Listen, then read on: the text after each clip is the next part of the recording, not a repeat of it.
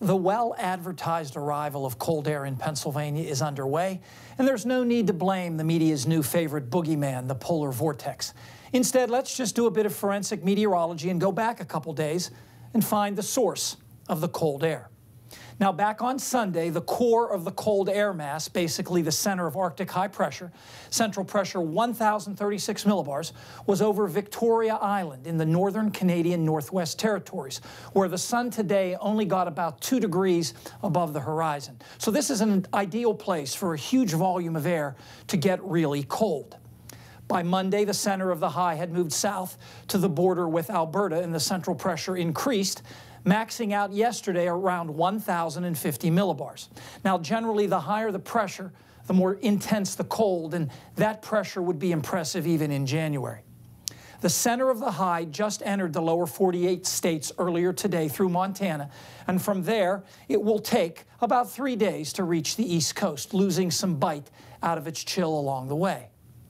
But there's more where that came from. Already, new high pressure is recharging in the same general source region, and by tomorrow, its center will be near Victoria Island again.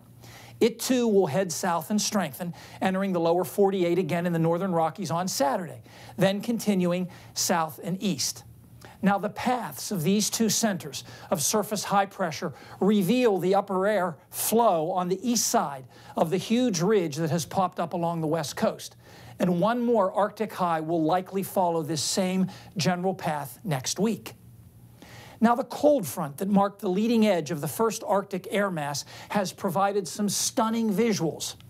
On this chart of the U.S. from late on Monday, the colorful striations trace the wind, and the cold front is found where those striations appear to come together or converge. That would be the zone stretching from the western Great Lakes southwestward, then back into the central Rockies.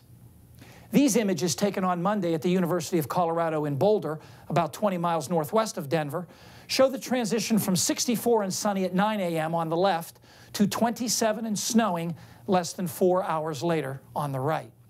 The strong winds immediately behind the cold front whipped up a large dust storm that looked like this from the air. The leading edge of the dust literally is the cold front, and the dust outlines the advancing colder air mass. This haboob, as it's called, could even be seen from space on this visible satellite loop from Monday afternoon. You can see the dust being picked up in southeastern Colorado and then moved south, eventually into the Oklahoma and Texas panhandles and northeastern New Mexico. In large part because the Arctic high entered the U.S. so far to the west in Montana and then headed into the southern plains, this first batch of cold air took the scenic route to Pennsylvania. But will that be the case next week? Paul will have the details in the extended forecast next.